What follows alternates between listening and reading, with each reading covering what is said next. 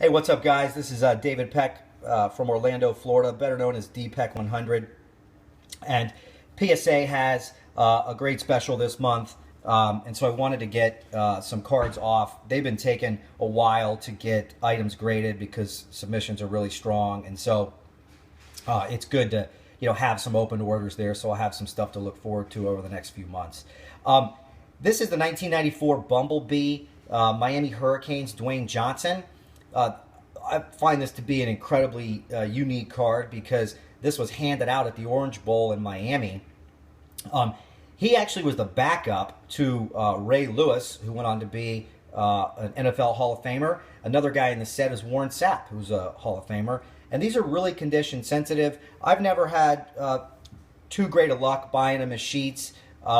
This particular one's got some edge wear on the right, so I don't think it's going to grade too high, but I'd definitely like to add another one of these in graded form.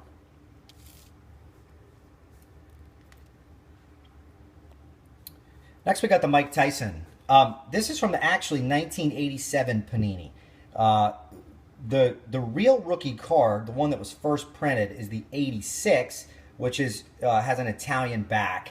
I did quite a bit of research on this because I just wasn't really certain how when they talked about the fights on the back, how it all sort of matched up with time frame. Because the Italian back, you can't read it, but I went online and went to a website that is able to break down it in Italian language, and it says nothing about the fights. And then when you look at the back of this, as I said before, it just didn't all add up. So needless to say, this is actually from 1987. This is not a super strong example, but you really can't go wrong with the Mike Tyson. I love this shot. I think he looks awesome here as Kid Dynamite. It's a shame, obviously, what happened with Tyson, but here he is really right before he was taken off.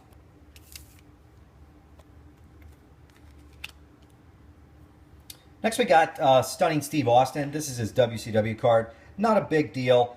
Just wouldn't mind having another one of these in a slab, or one of these in a slab. A friend recently got a 10.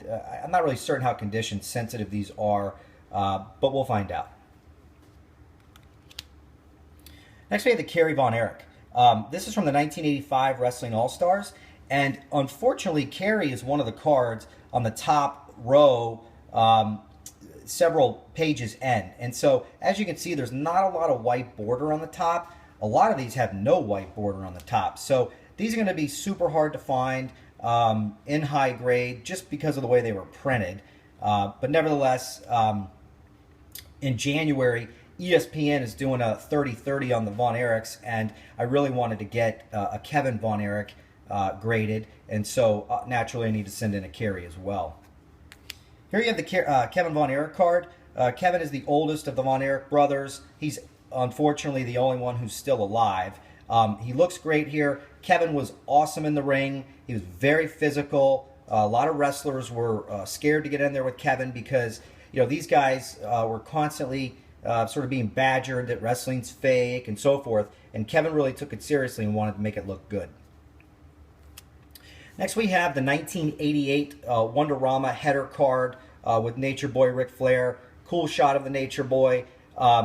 These are not condition sensitive in reality, this particular card, and there's loads of them. I have hundreds of them that I got from the sets I bought. I tried to pick out one that I think should be a lock for a 10, so we'll see what happens. Next is the 1987 Wonderama header card. This was a test run, only offered in Myrtle Beach, South Carolina.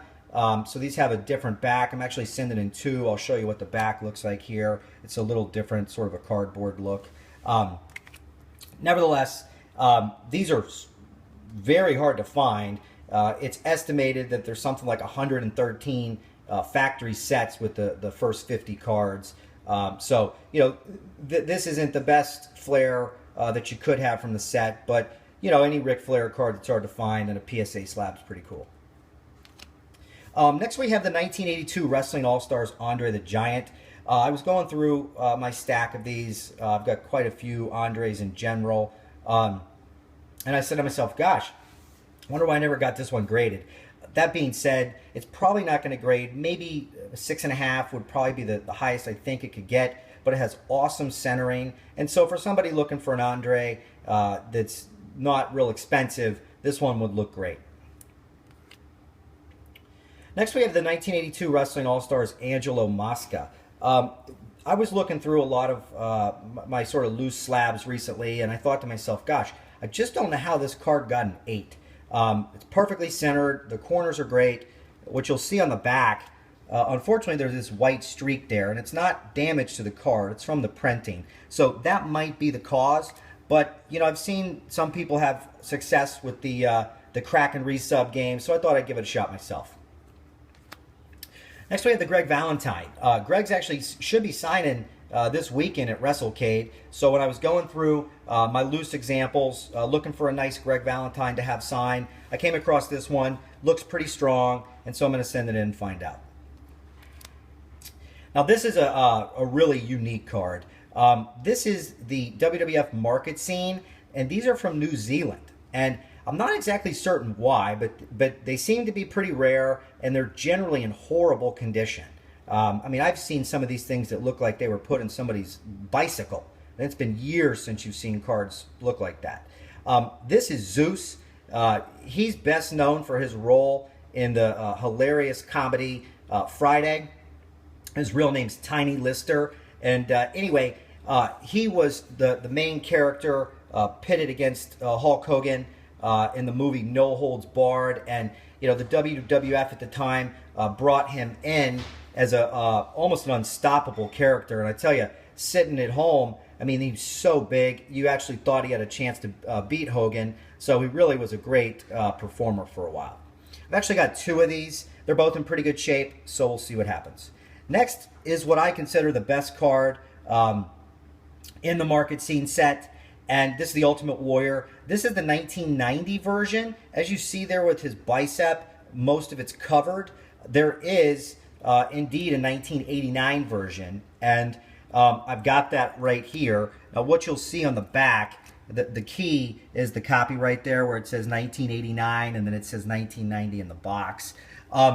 This is a different variation. You can see there's more bicep there, and unfortunately this one's not in that great a shape. It's probably a 4, maybe a 5, but I think any Ultimate Warrior card from this set would look great in a PSA holder, and really think the Warrior card in general is a really cool one. Next we have Rick Martel. Now this is when he was in his character Rick the Model Martel, and he looked awesome at the time. His vignettes were amazing. Rick Martel is one of the better in-ring wrestlers. This particular card's in great shape. I just recently bought a set of all 3 complete from a guy in New Zealand, and wanted to send some of these into PSA, and this one's in real strong condition.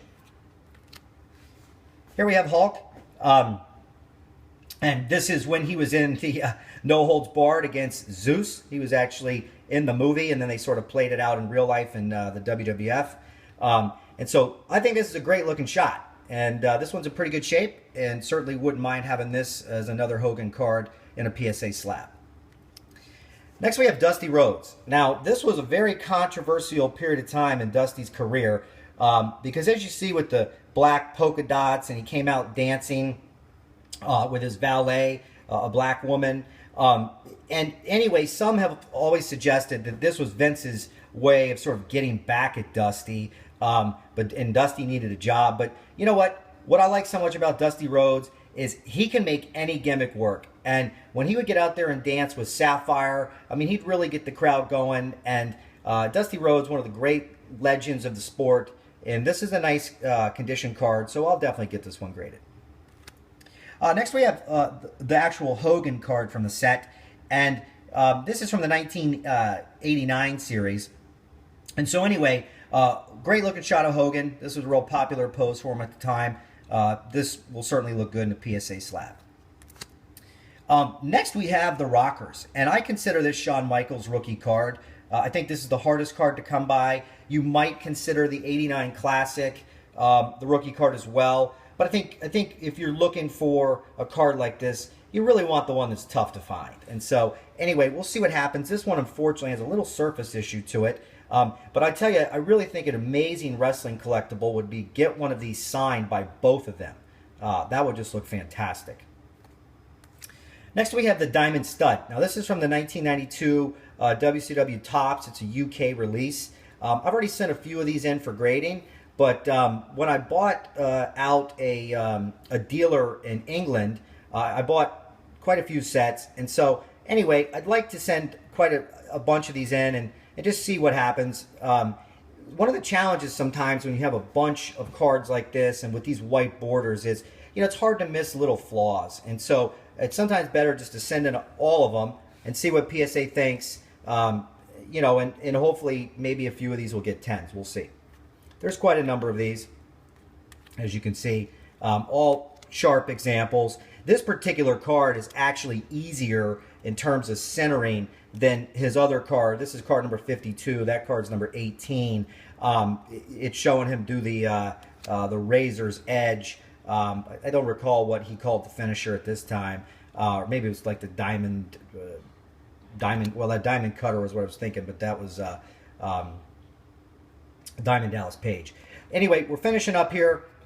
We've got another card from the set. This is Big Van Vader. I honestly think, you know, Vader was a great performer, went over to Japan, was huge over there. He's featuring a couple cards in this set. This one looks pretty sharp, so I wanted to send it in. I've got a few other autos I'm going to send in too.